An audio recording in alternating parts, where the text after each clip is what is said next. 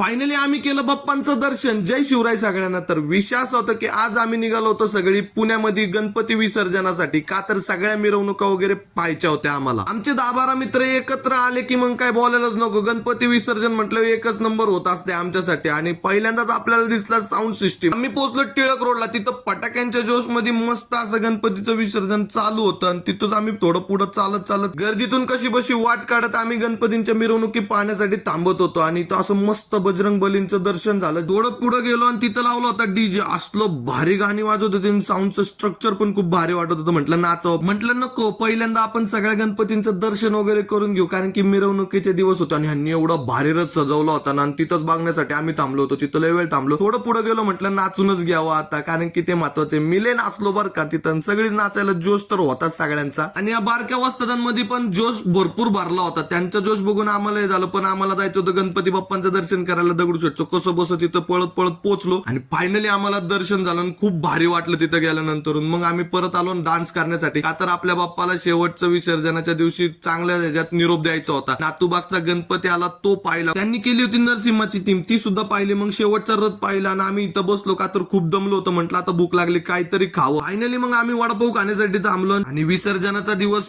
पूर्ण झाला बरं का.